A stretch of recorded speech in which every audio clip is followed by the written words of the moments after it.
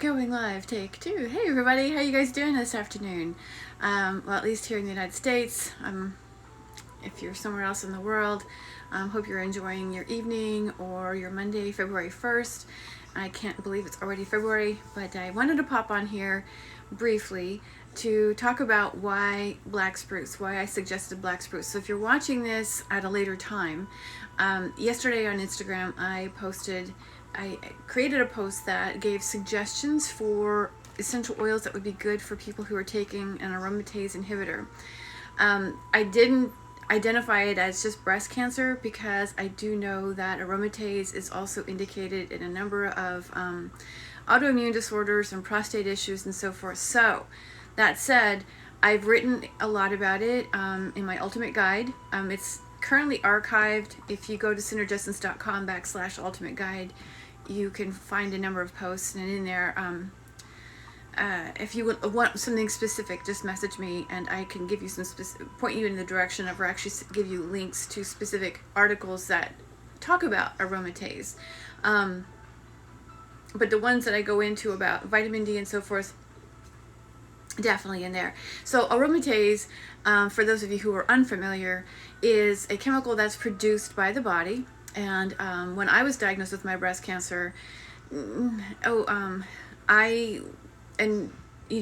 everybody started talking to me about aromatase inhibitors, and I had even heard of aromatase inhibitors, natural aromatase inhibitors, when I was taking holistic nutrition through the Integrative Nutrition Institute of Nutrition. And trust me, I've lived a life of where I did that, but the question is what are we inhibiting? It's kind of like histamine, right? What's the deal with inhibiting it? What's going on here? That and so if you think about what aromatase actually is, it's a chemical that's produced in response to stress, all right? It's actually produced as a means of regulating cortisol. That is the reason for aromatase. So like I said, when I was handed my diagnosis, I immediately went into finding out, well, if the body's making it, it's making it for good reason, okay? So with some people who are diagnosed with breast cancer and go into treatment, as well as other health issues, they could be placed on an aromatase inhibitor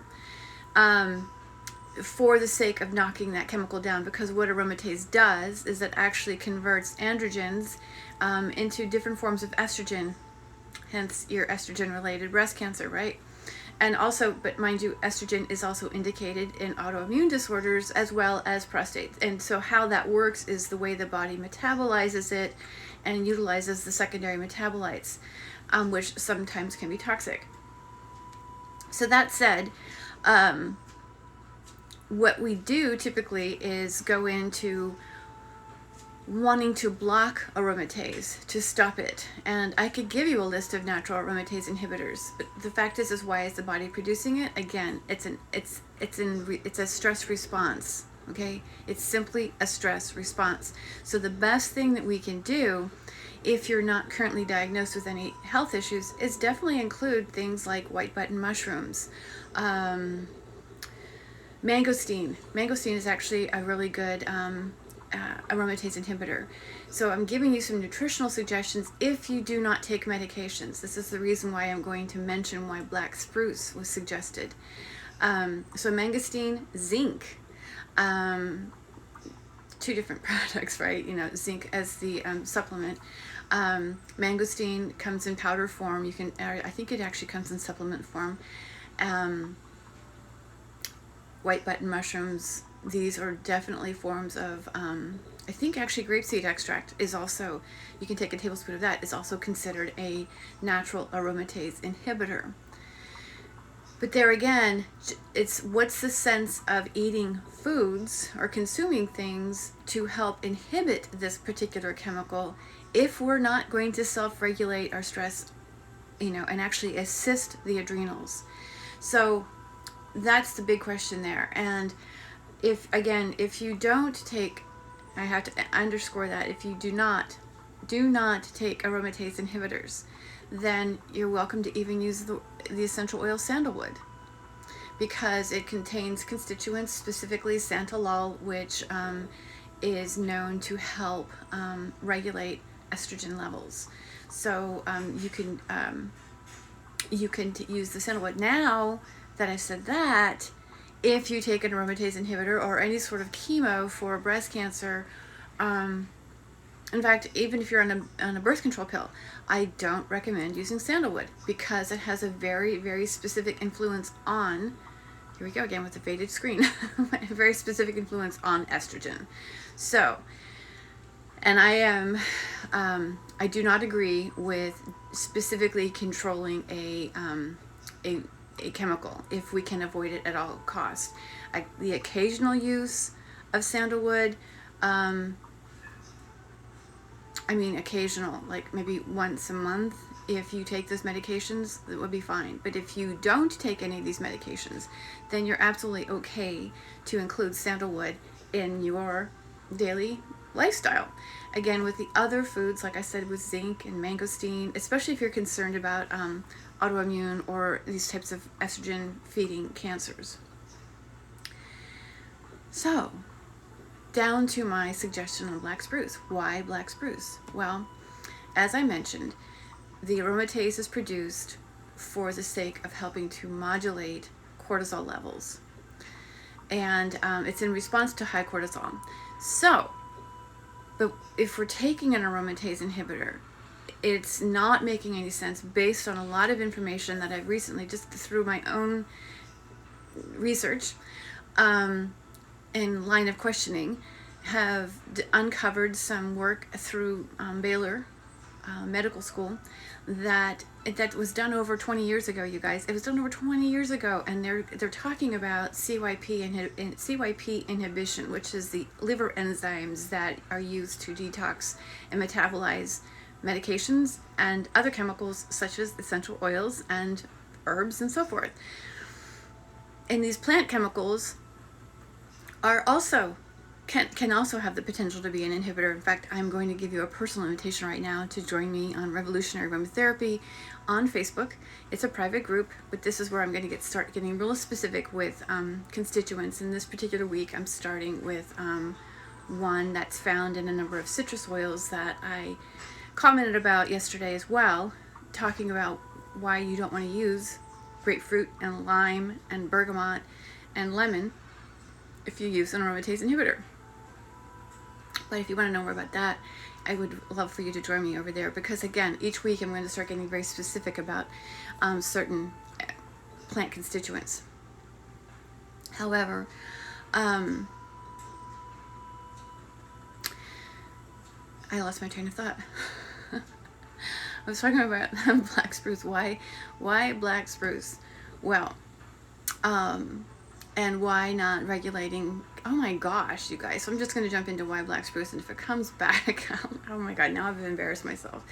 How silly of me. I was on a roll too. Jeez.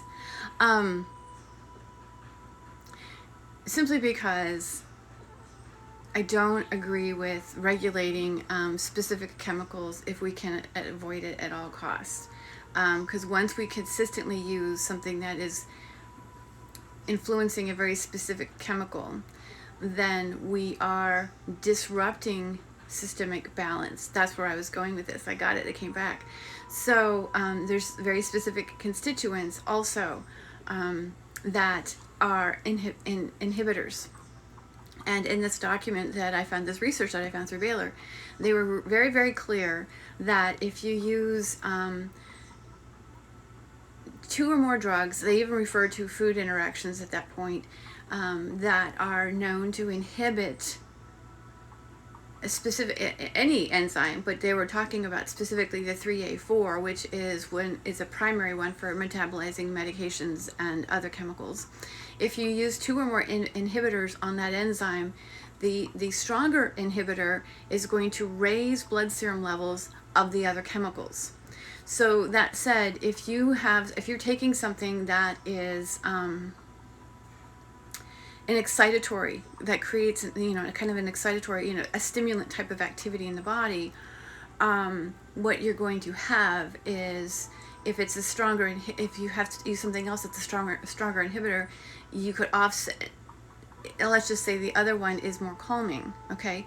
But the calming one is stronger, So it's going to increase the levels of excitatory chemical. Therefore, you're going to end up with more of an anxious kind of like hyper kind of feeling, because it's prolonged the time that is in the blood, in the body. So combining 2 or more inhibitors is not recommended. This is the reason why it's really important for doctors to really pay attention to what is going through what's affecting what enzyme, and the timing of it all. And this is inclusive of essential oils. That's the reason why I'm going to start talking about that one, starting with this one constituent tomorrow. And like I said, every week it's going to be a different one, but the one that I start with tomorrow is one specifically that is known to inhibit the 3A4. And I don't like to keep secrets from you guys, but join me in the group if you're interested. It's just that simple. I mean, I gotta kind of keep some things exclusive, and I've got folks over there joining me, so not to be rude, because I appreciate you and love you for even tuning in. So the black spruce part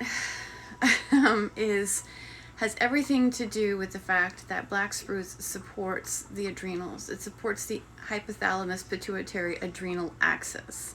Okay, it also supports cortisol levels in that sense. It helps to kind of add some ease to that axis and reduce the amount of cortisol that's being pumped out.